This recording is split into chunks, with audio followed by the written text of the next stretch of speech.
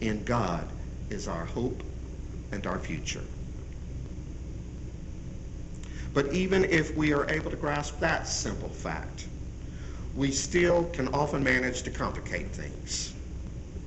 Our inflated egos presume that it will take an elaborate ritual of some sort to accomplish our healing.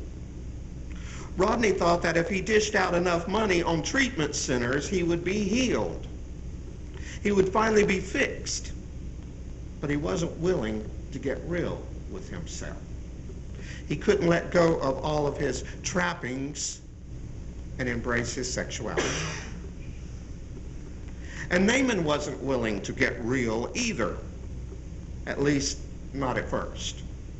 Naaman expected Elisha to come out to greet him when he arrived, and Elisha only sent a messenger to give him some instructions.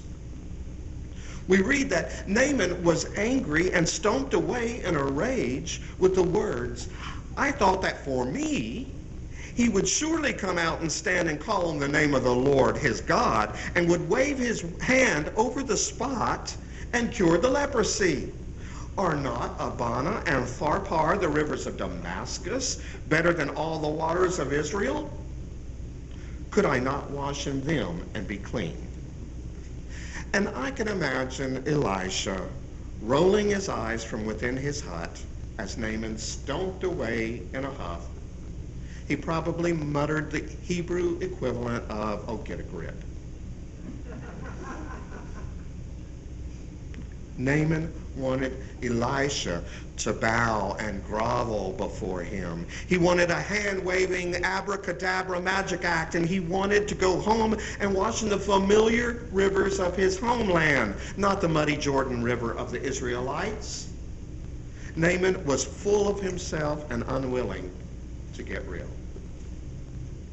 If we ever hope to experience healing in this world, we need to get real.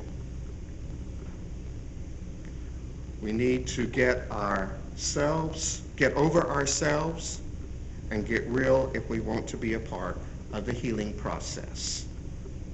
You can't be a part of healing if you hide behind the religious trappings of the church. And I often think it's time for the church to get real. One of the reasons our church's Red Door Pantry has been a success is because we treat people who use it like real people. We love them and cry with them. We hug them, and we are real with them. They are human beings, not numbers.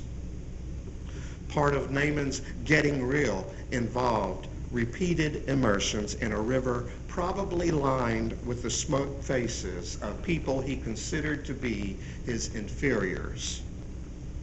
Not once, not twice, not even 3 times, but 7 times he was commanded to wash. It must have been a humbling experience for him. He must have felt very vulnerable as he exposed his leprous body to his supposed inferiors, repeatedly dunking himself in the river in order to have skin as unblemished as theirs was. But healing can't take place outside of humbleness.